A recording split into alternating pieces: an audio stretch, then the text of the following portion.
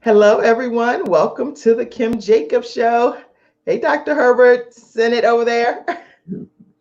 How's everybody today? We're going to have a great show lined up for you. And so, what I want you to do is go ahead and let's make sure we maximize the full time that we have together, giving you all an opportunity to share the broadcast with your friends, your family, your coworkers. And this is an opportunity for people to chime in, watch the Kim Jacobs Show, learn some great, encouraging information from today's show, and be able to subscribe to the Kim Jacobs Show. Tell your friends, your coworkers, so everyone knows that the Kim Jacobs Show is on the air Monday through Friday at 11 o'clock a.m. So welcome today, everyone. And go ahead and take this brief moment and share it with all of your friends and your coworkers right quick. All right.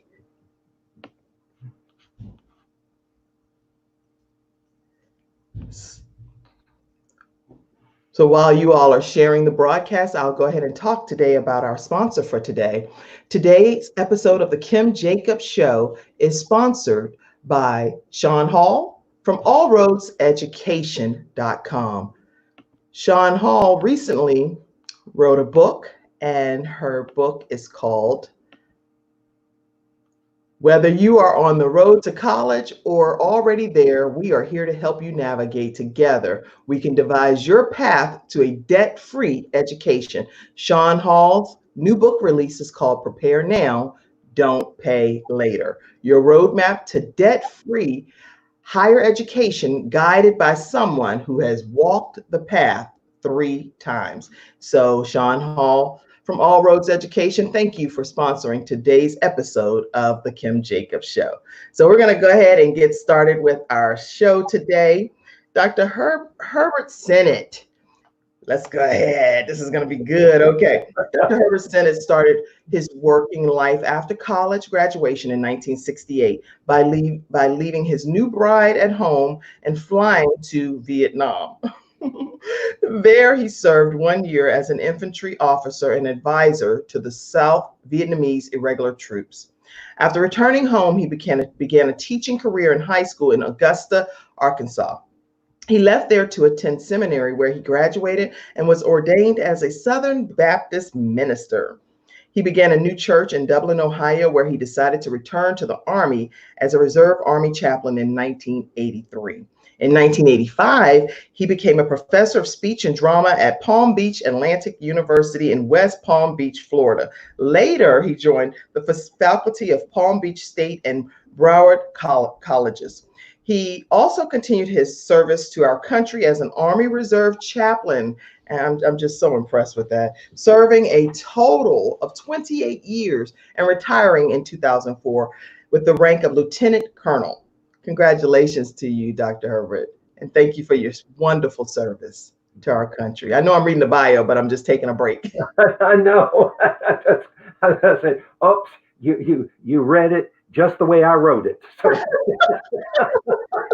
In 1990, he answered his country's second call to active duty to work closely with the military families in Fort Stewart, Georgia, following the departure of soldiers of the 24th Infantry Division in Saudi Arabia during Desert Shield Storm. Man, God, you've done a lot. His combat service gave him special insights for worried family members, and he began counseling families who were left behind, preparing them to be able to join their comrades overseas. So people had a lot of worry, you can imagine, during these times. Yeah. He's earned several college and university and seminary degrees, even though his guidance counselor in high school told him that he needed to go to a trade school.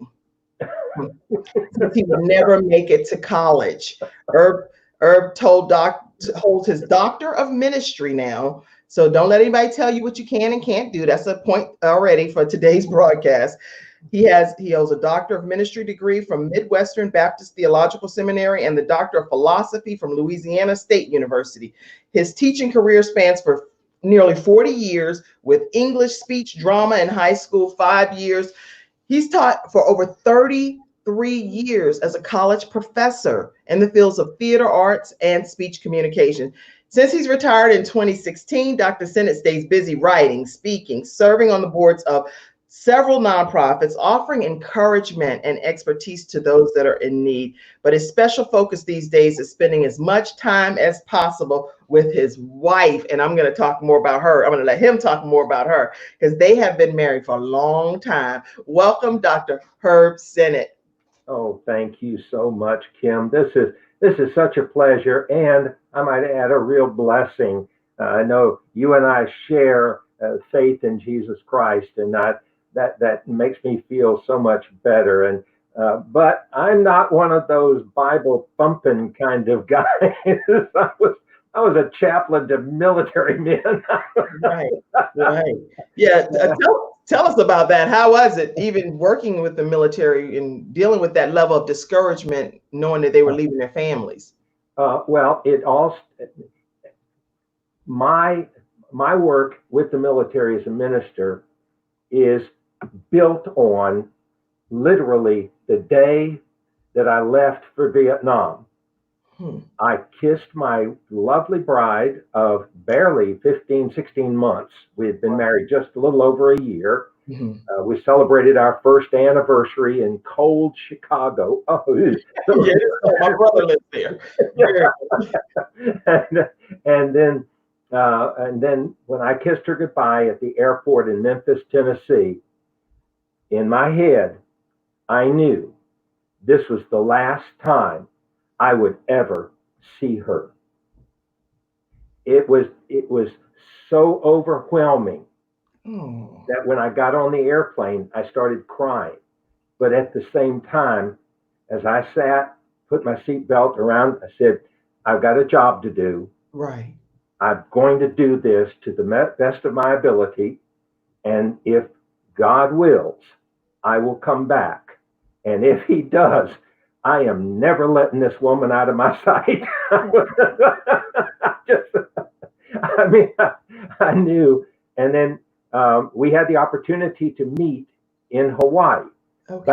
Back during the Vietnam War, they allowed troops to do what's called an R&R, rest and relaxation, for 1 week, and the Army would pay for most of it. Right. And so what I did was we met and we stayed at the Hilton Hawaiian Village.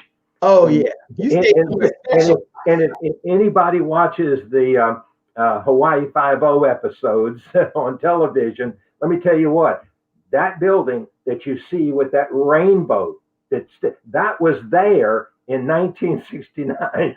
Oh my God! when we were there, we stayed at the hotel that's right next to the one with the rainbow on it. Oh wow, wow! I have pictures of that whole area and that go back to 1969.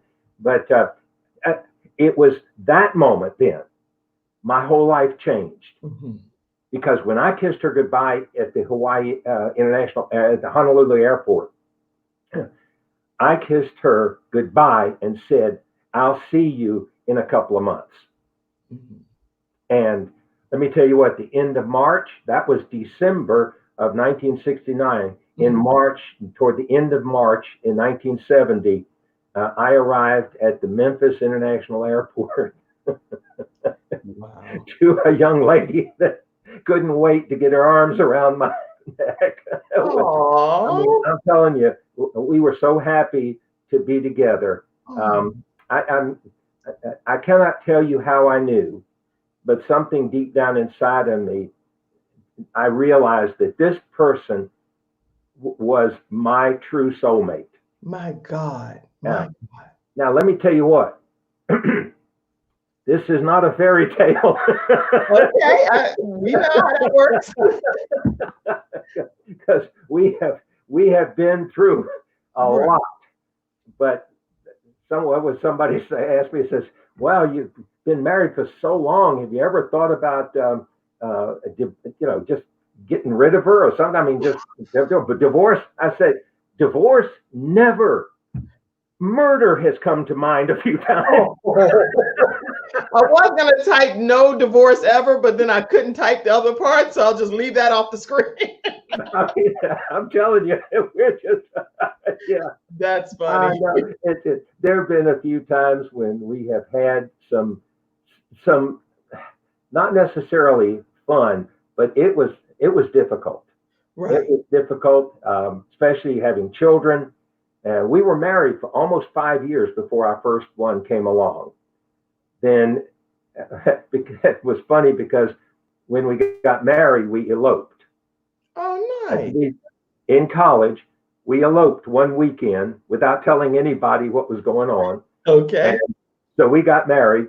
And of course, the rumor all over the little town where my wife grew up in Northeast Arkansas was, see, they had to go get married quick because that was You're so so 5 years funny. later. 5 years later, they were saying, "See, we told you so." Oh, right, right. That's why they got married. She was pregnant 5 years later, right? I know it was crazy, but hey, I have my mama was the most fun-loving human being you would ever want to meet. And you know how they used to say uh, that opposites attract so Right. often? Mhm. Okay, my dad was serious. I don't remember him laughing. In fact, he Right. told jokes that other people would laugh at, but he would never break a smile. That's funny. I know it is. It's like, hey, why are you laughing? But anyway, he had one of those really strange senses of humor. But Right. at the same time, he was very dedicated, very committed, and I think um, I learned commitment from him. That's a blessing. Oh, I'm telling you, he was faithful to his family almost to a fault. And I know how many times over the years he would say, "I've got to run back to Mississippi. Mama needs me, or Dad needs me, or my brother needs me." I mean, it just anything happened at home, he would go back and Wow. take care of those things. He was just that kind of a man. And I'm telling you, it breaks my heart. Shoot, watch me now. It It's breaks okay. my heart the number of young men growing up, growing out, growing up without a good father figure. Listen, I learned to be a man from him. Some of his bad habits I picked up along the way, of course. But then later on, I recognized that that was not working for me and I would make changes. Right. See, but that's part of the maturing process, but you got to learn it from somewhere. On the other side, it was my mama who kept telling me and my two brothers and my sister who tell us constantly, you can do whatever you want, whatever you dream of, you go for it. But start with an education. Get a good foundation under you before you go from there. I mean, you have your dreams. Well, my dream was to be a good teacher. My dad's dream for me, on the other hand, was to be a good pastor. Okay, I'm sure. was what he wanted to do. And I think eventually my going to seminary, although I started teaching first in high school, I taught for about 5 years, I think it was. And then I, I quit that because I felt that I needed that seminary education. Right. And so thank goodness the government paid for it, the VA benefits and the GI Bill Right. helped pay for that.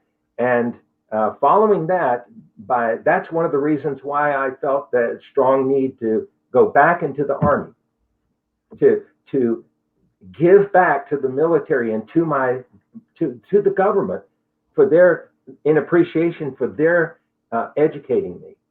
And I spent uh, 7 years as an infantry officer in the reserves. I got out as a captain infantry, trained killer. And let me well, we won't. I don't like talking about the Vietnam experience. Oh, I can imagine.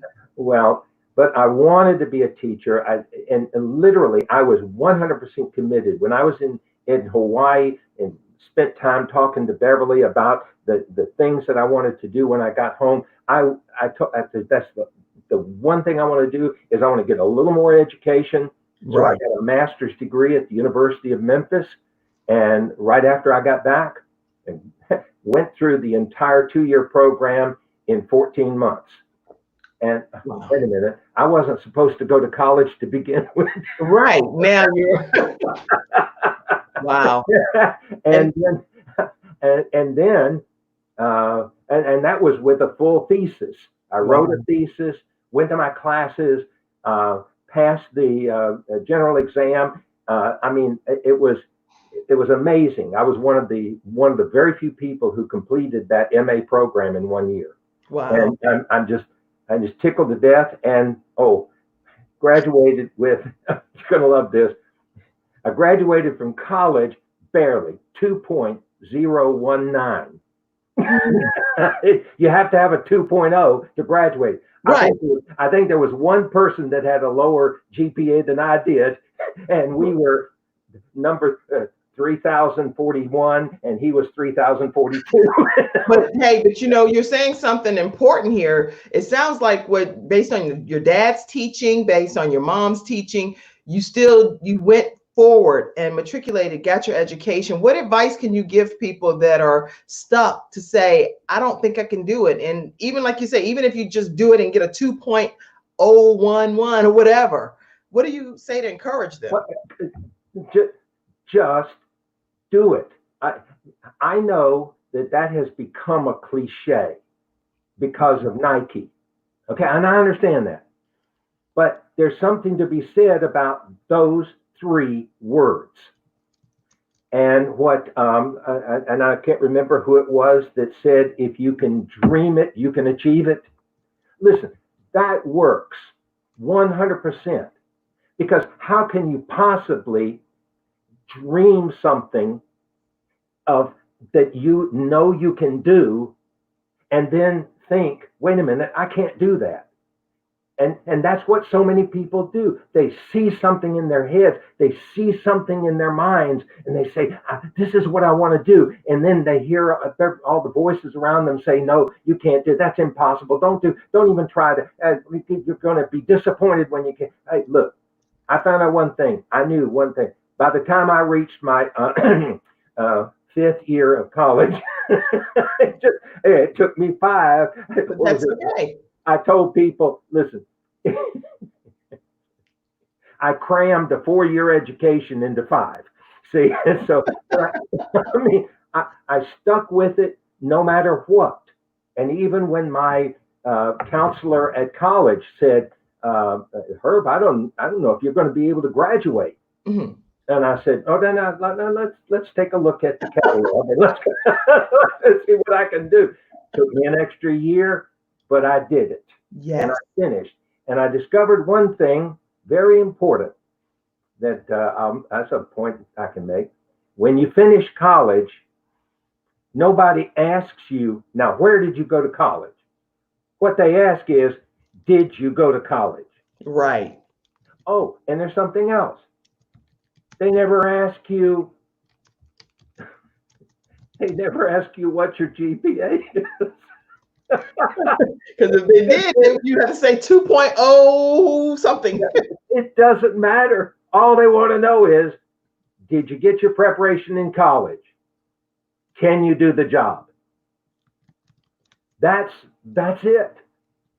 And now, when you have that college diploma behind you, people who are hiring, they say to you, can you do the job? Right.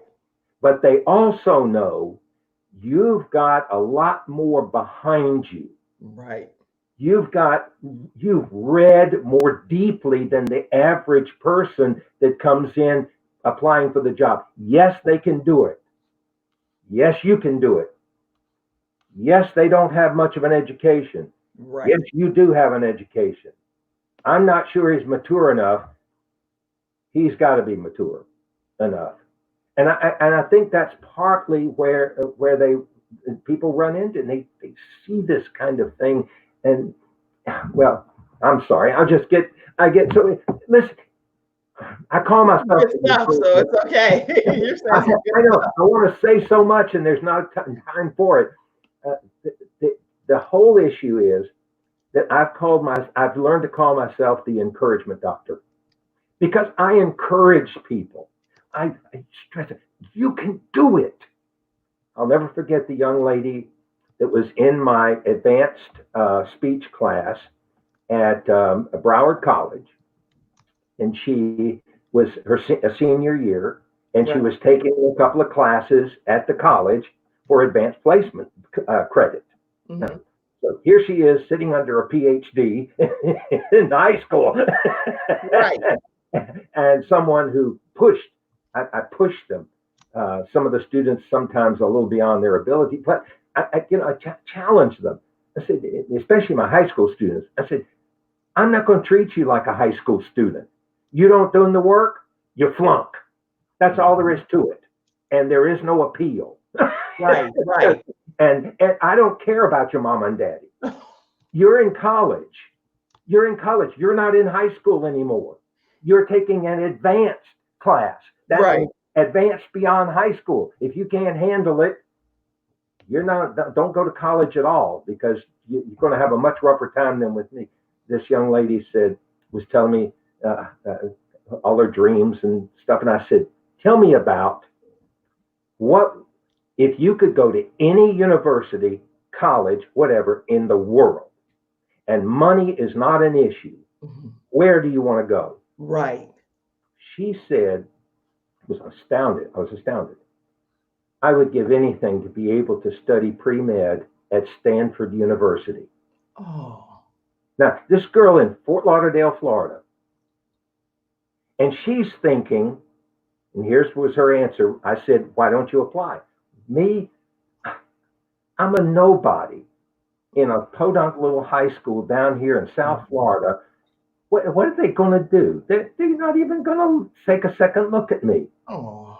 I said, sweetheart, put your application in. Right.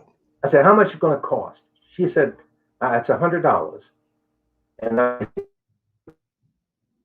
Stanford. Anyway, I said, can your parents afford it? And she said, well, I don't know. I've not really done that. I've already been accepted to the University of Florida, mainly because I'm valedictorian of the class. I said, you're valedictorian of the class?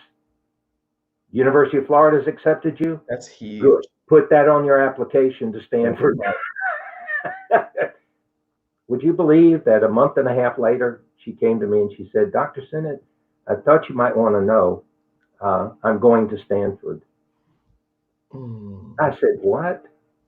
I said, tell me more about it. She says, they gave me a full scholarship. Oh my God. Room and board. So the thing is, you never know. You never know. What was it? The only way somebody can say no is if you apply. Oh, and the only way somebody can say yes is if you apply. And so many people sit on their hands and don't do anything because they think they might get rejected. But they don't know they'll be rejected until after they actually go for it. And in her case, she went for it. Wow. I've had one little girl graduated from Palm Beach Atlantic University here, and when I taught there for 10 years, and her dream was to perform on Broadway. Mm-hmm. Boy, talk about a singer, dancer, actress. I mean, she was a triple threat. Right. All 100%. And my associate at the time, he found out about a special, this still blows my mind. She's a senior at the college. Okay. All right. He found out that the cast of Cats at their performance in downtown Miami Yes. was having an audition for dancers. Hmm. Okay. I told her, I said, how many people are you going to think they're going to be there? Right. He said, there'll probably be at least 1,000 Right. individuals auditioning for that. I said, talk to so and so. I won't use her name. I said, talk to her. And he did. And she said, what? I won't have a chance against 1,000 or 2,000. Right. Right. And he encouraged her, and I did too. I said, go, just go and do it. Out of almost 2,000 people that auditioned, Mhm. you're ready for this, aren't you? I'm ready, Dr. Hurd. Kim. All right, here it is. She and one other, a young man, only two that were taken. Wow. And she went on. She joined, after she graduated from college, she flew to Europe, joined the cast and one of the touring casts there, and did end up on Broadway, performed there, lived in New York for a while. Now she's back in West Palm Beach Wow. teaching dance. You know, it scares me sometimes because, like so many of my students 30 years ago, they're in their 40s and nearly 50. Oh my gosh. Are you following me? Is it? But then I'm 75. You're amazing looking and an inspiration. And I'm glad that you're on. I'm so glad that you're on today. But I do want to ask you one question about your students. Absolutely. What is the biggest lesson? Because you've talked a lot about your students and how you've inspired them and how you've helped them along their journeys. What's the biggest lesson that you've learned from your students? Shut up and listen. I, if you talk to my daughter, she would say, now, why didn't you learn that when I was a teenager? I don't know. We sometimes we learn good too late. But I don't take it as too late. I've learned it. I understand it. I listen to people. I like sharing what I've learned with people, but I've also learned to listen to people. And let me tell you, I could not have been a chaplain without listening. Right. And may I share one really good story with you? You can share as many good stories as we can cram into this broadcast. So feel free. You're the encourager today. As an infantry officer who served in combat in Vietnam, I got medals and all that kind of stuff. Anyway, in the Army, infantrymen of any kind, they are privileged to wear a particular badge that we're supposed to wear on all of our uniforms. It's required. You don't wear all the ribbons and medals and all that kind of stuff but there are a couple of patches that you have to sew on to your uniform, no matter what. Right. And one of those is what's called the Combat Infantryman's Badge. It is a highly valued thing to have. What is it called again? The Combat Infantryman's Badge. And I happen to have that on my uniform, proud of it, because I earned it. I spent a year in combat in Vietnam and made it home alive. So I could actually work. A lot of the men who earned that badge are not here today. And we have the same issue with it. I wear it as an honor to those who didn't. And I wear it for them, and because it meant so much to me. So when I became a chaplain, I hadn't been maybe a year when I had a general come up to me and say, "Chaplain, what are you doing with that badge on your sleeve, on your breast there? That's only for infantrymen." I said, "Yes, sir, I know." "Well, what are you doing wearing it?" "Because I'm a graduate of the infantry school at Fort Benning, and I spent a year in combat in Vietnam, He went, oh, I'm sorry, Chaplain. Anyway, he was embarrassed. He apologized. It was very nice. But then when I was at Fort Stewart, a young man, by the way, a lot of soldiers join, but don't expect to go to combat. Right. Okay. When they do, they try to get around it by pleading to be a non-combatant, a conscientious objector. Right. Most people don't realize this, and maybe I'm educating your audience as well as yes, you are here. One of the requirements is you have to have that conscientious objector application signed off by a chaplain. Okay? So I had this one young man came in. I mean, talk about really straight arrow, a good looking young man. Right. He walked in, stood at attention, saluted me and said, "Sir." And then he went, "Oh," and cuss word. He turned around and walked out.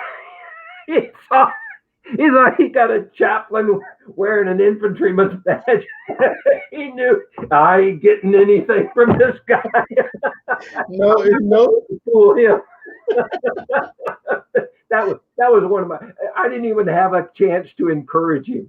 He didn't realize I had already signed off on 5 men and 1 woman. Right. Come in, but they really had legitimate. Right. They didn't look at my badge and go, "Oh no." He just gave up. He's like, "That's it." I was hoping to pull my leg off one side and down the other. That's so funny. Well, on the Kim Jacobs Show, I have a lot of guests that are on, and in my studio audience, they get a chance to type comments, ask questions. So we'll just do like a round of rapidly going through, and anything that you want to chime in on that I pop up here, feel free. It may be a question to you, it may be just thank you for the encouragement, but we're going to go through. I have on the show today, Mother Julia Harper is one of our church mothers, and she always watches. She's 80 years old. Oh, God bless her. She's watching today. I have, let's see here, Andrea Belk said, "Good morning to you." Good morning to you, Andrea. Paul Patterson said, "Good morning" as well. Chantel, good morning. Okay, and it's Kim at thebalancedoctor.tv, Sean. So Kim at thebalancedoctor.tv if they want to sponsor. So I'm going to take that down. Let's see. Good morning, sunshines. Good morning to you.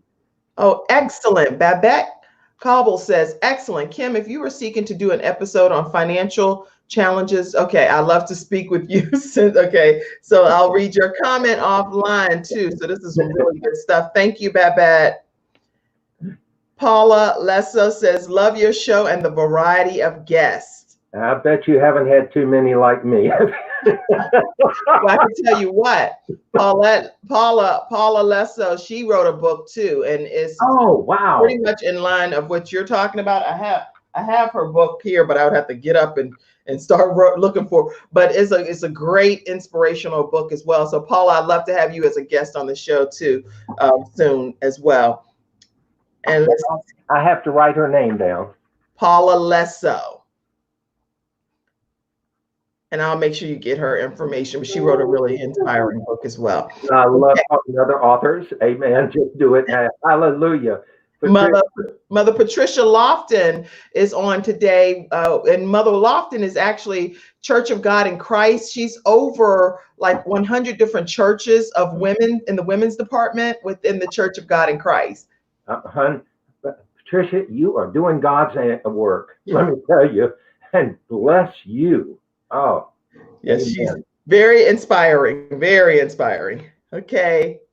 I think it was Walt Disney who said, "If you can dream it, you can do it." That's right, Paula Lesso. Well, he did. He dreamed it and he did it.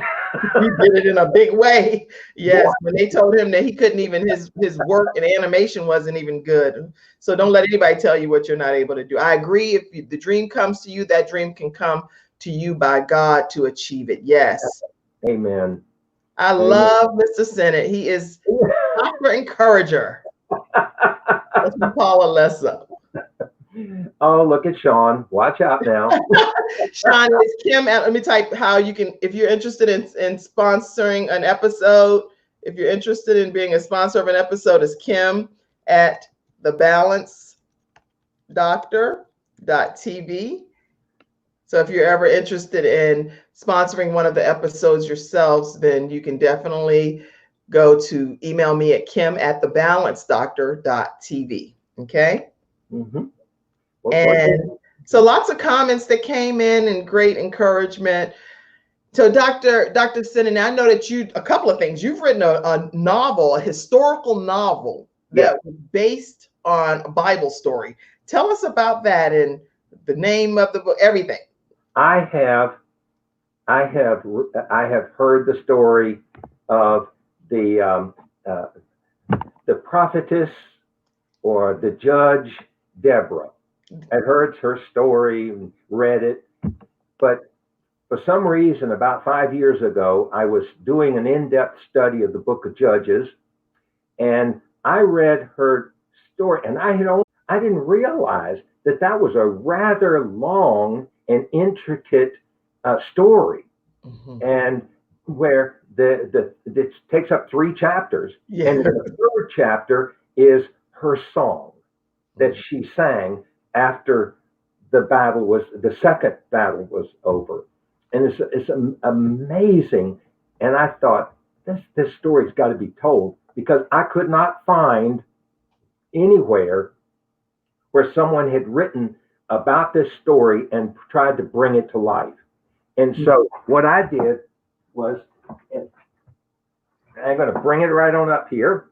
Okay. There you go. This is the book I wrote. It's called The Reluctant General. And please understand, Barack, no relation to Obama, but Barack was his name, was her choice to lead an army against the Philistines. Right. Now, the problem is the Philistines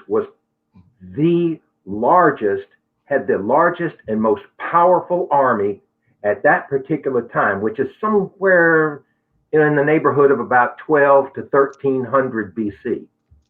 And now we're talking about the Iron Age. And we're talking about a very violent and awful time to live. And the Israelites had just come in, barely, maybe 50 to 100 years at the most, and they were scattered all over the Promised Land. But the Philistines had continued to live along the border, along the ocean, along the Mediterranean Sea. And so I sat down, I worked things out, and I came up with, because of my military training, coupled with my Jewish history training that I got in seminary, right, a lot of it, and my ability to read the Old Testament in the Hebrew, I was able to go back and really reconstruct that whole story. Wow. And to help people to recognize, okay, somebody who has no faith might say, it was just a coincidence how this happened. Nope, it was no coincidence. Barack was a genius military tactician.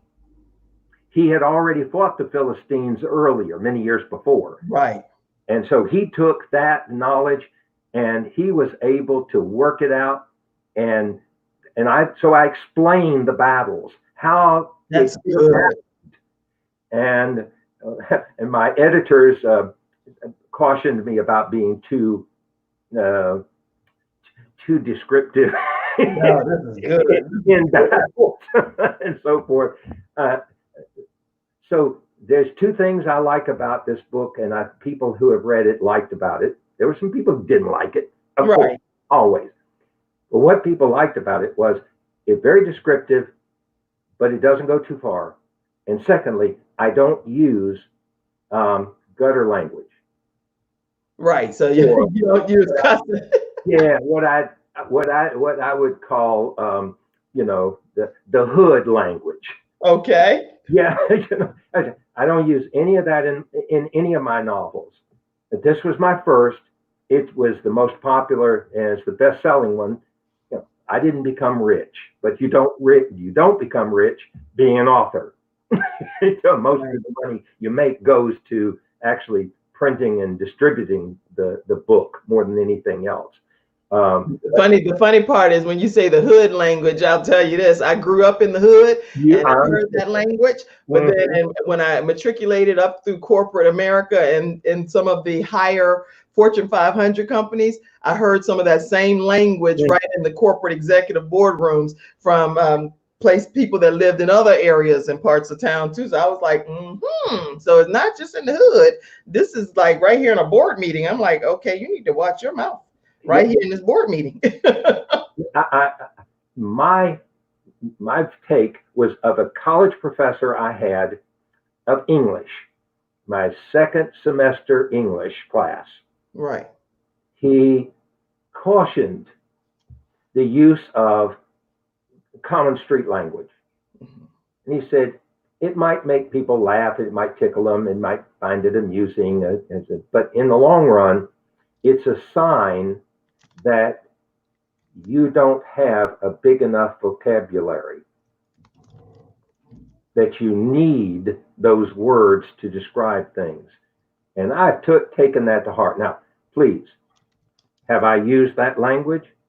I'll admit it. Yes, I did. Most of the time, it was in Vietnam. And I was around it. And by the way, the Vietnamese we worked with, I was on a 5-man team that worked with the Vietnamese troops. Right. And they could do it better than we could. Mhm. It seemed like they learned English by learning those words Right. and that kind of language and that kind of talk. So I was around it a whole lot. I taught school at a Christian university. Sadly, I heard it there. Oh yeah. You hear And it I heard it. everywhere. It's okay. It doesn't you'd be Yeah, surprised where you hear it. I know, and that's why I've worked hard at crafting my novels not to offend anyone Mhm. of any level. Right. And then I ended up offending somebody because he said, "Well, it's not real enough." Okay, well that's fine. You need it, you go for it. Fill in the blanks if you want to while you're reading my book. I Right. don't need it. I have a large enough vocabulary. Well, that's inspiring to know. You also wrote a book. You're in the process of writing a book about happiness. So you're writing a new book. Tell us about that as well. Well, let me start by saying, I started out writing it. The title I worked with at the beginning was, "Oh no, not another book on happiness." My editor kind of got me away from that. No, this is way too long. So we've come down to one that I like, but I'm not sure it's going to be that in when it's finally published. But the working title now is "Take a Chance on Being Happy," and I like that I because love that. that's what my whole thing is. I I'm a happy man. I'm a happy person. Am I rich? No, that's not. And I probably never will be. But then again, if I wanted to be rich, I would never have become a teacher. Right. But you've helped so many people, so many people. Oh, and it's not money is not necessary. I'm married to my best friend, and I do have to say that she is my best friend. She became my best friend before I asked her to marry me, and I think I asked her to marry me because I realized she could be my best friend for life. Oh, And that that was something I looked for in a woman. But anyway, yeah. Oh, Beverly said thank you. 52. she said thank you. Here, let me move this for 1 second. Oh. Anyway, we've been married that long. What's my secret? My secret is I made a good choice from the beginning. That's important. Always remember that. And look for the right person.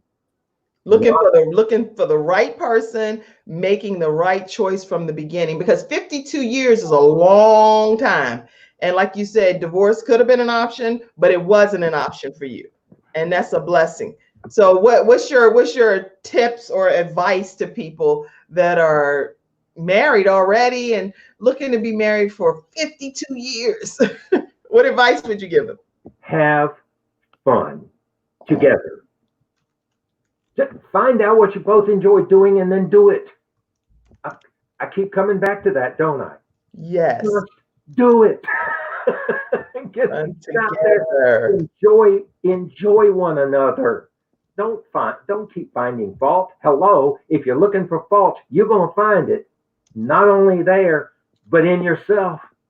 Remember, I am just as frail, just as fault. I have my negative parts about me. I'm just glad that she's decided to overlook those few that I still have, you know. Oh, I love it. So him and Mrs. Beverly Sennett have been married for 52 years. And the biggest advice that he would give is have fun together, just do it. That's a huge mantra of his, and enjoy one another. Don't worry about the faults, just get past that and love on each other. I am inspired by everything that you're sharing. I want to make sure that I give people a way to get in touch with you. Let me share your website. Your website is Loving Life Fully, and I want to make sure people get a chance to see that. Tell us a little bit about your website, Dr. Sennett. I'm sharing it now. Okay, there you have it. Talk a little bit about your website. Listen, here at this website, you can read my story and all about what happened to me as a young kid, the difficulties I went through. You can watch interviews that I've been on, and you can hear them. And by the way, if you'll stop it, right there on the left-hand side, I think is on there. That's my wife. Oh, hi, Mrs. Beverly. She is my favorite topic of my photography. I also have a photography blog as well, and everything. I enjoy taking photographs. We travel about once every other year out west, and that was taken, I believe, at the Arches National Park, and one of our favorite places to go. I never get tired of that place. I always discover something new every time I go. It's stunning. And the other two girls, anyway, that's a stock picture I bought. I said, look at those smiles. I mean, my gosh, how can you have happier people? I mean, and everything on this website is geared toward that whole thing.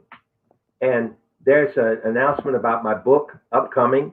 That's the other title that we are working with, Finding Joy in Life.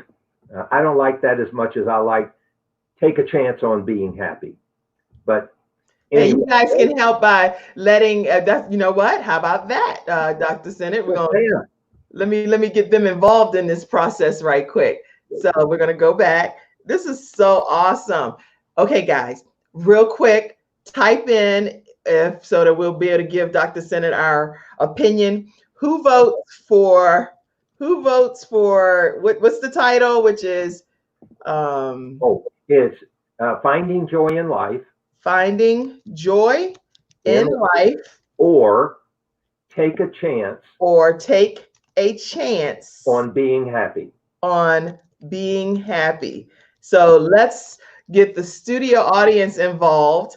And coming back and watching this later as a replay, please put in the comment section whether you think that Dr. Herbert Sennett should write his book title as Finding Joy in Life or take a chance on being happy. Based on you hearing his interview, based on you just kind of feeling his spirit even through the screen. I mean, anybody can just feel the enthusiasm and the encouragement that you have.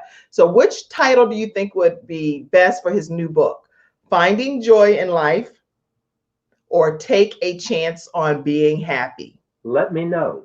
And at the website, lovinglifefully.com, you can contact me directly. There's a contact me page there. I answer every email that I get.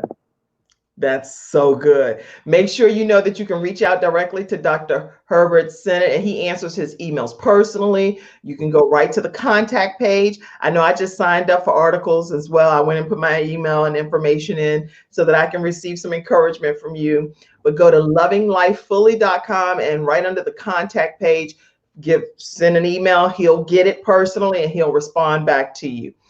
All right. I am excited about everything that I'm hearing. Okay, guys, listen, today's episode of the Kim Jacobs Show is sponsored by Shawn Hall, and she is with allroadseducation.com, and her book is called Prepare Now, Don't Pay Later, Your Roadmap to Debt-Free Higher Education, guided by someone who has walked the path 3 times. Shawn A. Hall is the new author of the book Prepare Now, Don't Pay Later. You can get it here on allroadseducation.com, or you can also get it on amazon.com. So make sure you check out her new book. And thank you, Shawn Hall from All Roads Education, for sponsoring today's episode of the Kim Jacobs Show. If you too would be interested in ever being a sponsor on the Kim Jacobs Show, or just sponsoring an episode, you can go to kim@thebalancedoctor.tv. Email me and I'll give you the price for you to have a 30-second commercial, or if you want to have the shout out like I'm doing with All Roads Education, I'll be happy to run your commercial during this show. Dr. Sennett, listen, you are the encouragement doctor. What do you mean by that, and why did you call yourself the encouragement doctor? And the final words of encouragement for our audience today. I found that my gift, if I had one, was encouraging my students. And I've even found that after retiring now for 4 years, everything I do seems to be revolved around encouragement. The nonprofits that I work with, I'm constantly telling them, we can do this. Let's try this. Let's go for this. We can do whatever we decide to do. We need to encourage one another. And I would say, get out there right now and start shopping at these restaurants, wherever you live. Go to a restaurant 2 or 3 times a week to start off with. To just get out there and let those folks who, and then cry over the ones who didn't open up and have gone out of business. I can't believe what we've gone through right now, but we can make it. Well, mine would have to be to go. It's just absolutely, and just get out there and patronize the businesses in your local area. Let them know you're behind them 100%. Don't let them just fall to the wayside. Let's encourage one another. Let's work with one another. Oh, listen, this is what it's all about. I believe that wholeheartedly. Absolutely, I'm 100% behind just being there for the locals. We have one restaurant that just filed for Chapter 11 for protection. And already my wife and I have ordered things from them. As soon as we found that out, we started ordering about every couple of days or so. We would order stuff from them to encourage them, let them know, hey, don't go out of business. Hang in there. You can make it. You can make it. You can make it. Well, so far, a couple of people did respond and say, take a chance on being happy is so far the winning title. Paula Lesso said, Diane Long said, take a chance on happiness. Oh, that's wonderful. Thank you all so very much. More people will chime in as well later, but I do want to make sure that I just say thank you, Dr. Sennett, for being on today. You've met Dr. Herbert Sennett, the encouragement doctor, and you've done nothing but encourage us today. So thank you. And by the way, they can also contact me at herbsenate.com. And notice my name, if you just put them together, Herb, let's see, that right there, herbsenate.com, and that'll take you to my author website. And so I have to, and at herbsenate.com, you can buy one of my novels. So anyway. Oh, that's important. Now, let me make sure I got the plug in, didn't I? Senate. Give me a second. I'll get there. herbsenate.com. And now I got your program on there right now. I put you up telling people I was going to be there today. So. Oh, very nice. I'm going to your page. If I can get it up here quick enough here before we disconnect, we are going to definitely. Is it coming up? Oh, no. Oh, it didn't come up. Is it? Yes. Okay. HERB, or you can just do authorherbsenate.net. And they both go to the same website. Okay. We'll figure it out. Don't worry. Let me tell you right now. We never give up. As soon as I close with you, I'm getting up on my editing. Oh, I see it. I see it. Okay, so let me just go here and see if I can pull it up for you guys. So we're going to actually go to herbsenate.com, and I'll take you to that page for a second so you can see his author page as well. Herb Senate. Okay, let's see. I think this is it right here. I found it. Okay. So I'll sign up there too as well. But so Herb Senate, PhD, the Doctor of Ministry as well. He's an author, novelist, speaker, retired college professor, and retired Army Reserve chaplain, which we are so grateful for your service to our country. And he believes the strength to live your life the way you wish comes from a deep faith that you were put here for a reason. Oh, there I am. Hi. That's right. You put some of my other shows on there. You're so sweet. Let me tell you, I was just tickled to death to do that and bring you some business, hopefully, and some listeners along the way. I don't have a big following, but I do have a faithful following.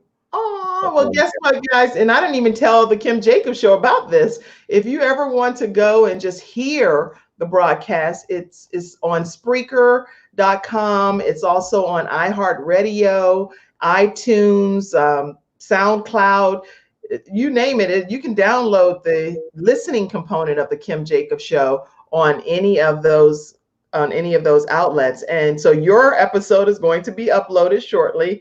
So you'll be able to put your own episode on there as well. We'll do it. And there's my 3 novels. Oh, good. So you have Dr. Herb Senate, The Reluctant General, which we know is the story based on the battle with Barak and Judge Deborah. And so that's going to be, woohoo, you got to get that. Death. Tell us about this one. Okay. A1A is a really famous road down here in South Florida. Anybody from Florida has probably driven on A1A. Oh, yeah. And so this is a mystery. These are 2 murder mystery stories. Oh, and yeah, I heard the gentleman interviewing you, and he was so hyped up about death on A1A and death on Duval Street. That man was like fired up when I was looking at that interview. Yes, and Duval Street is the main road, the main highway, Main Street in Key West. So the first novel takes place in Miami. The second novel takes place in Key West. So I like writing about Florida. Wow. I'm excited. And everyone, make sure you take a moment to go to both of the sites. One is herbsenate.com and the other one is Loving Life Fully.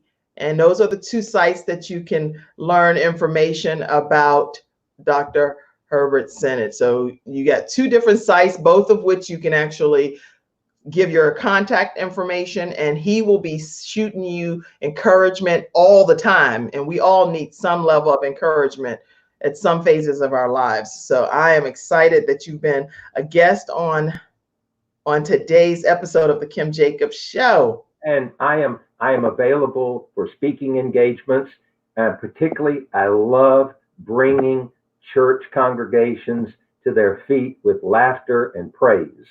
So that's one. Being an ordained minister, I get to preach in churches. Well, Mother Patricia Lofton is on here, and she's hearing you. She said her vote is take a chance on being happy. Wow. Well, now if she said so, then that's going to be it. So at this point, you don't need any more votes? No, I don't need any more votes. Listen, if this woman of God feels that she's had God speaking to her about my title, then I'm going to tell you what, we're going to go with that. Besides, that's the one I like too. Well, there you have it, Mother Patricia Lofton. Let God continue to use you in a mighty way and encourage my guests. So please make sure you constantly comment. And encouragement is a choice, is what Sean Hall said. That's right. Amen. It sure is. So today's show has just been encouraging to my soul. I have that deep-rooted laughter and joy on the inside just by having you as a guest on my show today. That's so sweet. I appreciate you saying that very, very much. That helps me. And you have become my encouragement doctor today. Aww. Absolutely. And see, you don't even say that on every broadcast. So I know, because I've listened to other interviews. So it's not like you're closed or anything. You're genuinely saying that to me. Oh, well, that's sweet. And I appreciate it very much. And I just wish you the very best. And anytime you want me to come in and make you laugh and have some fun with you, feel free. Well, please send my love to Mrs. Beverly, and I would love to have her come on with you one day. Whoa. Can you do that? Well, that's one woman who I have to catch her not looking to take a picture of her. Oh, come on, Mrs. Beverly. You got to get out of your comfort zone and come on the Kim Jacobs Show. Thank you so much. All right. Well, anyway, guys, make sure you subscribe to the Kim Jacobs Show. Tomorrow, we're going to have, let's talk about that for a real brief second. Tomorrow I'm trying to find out.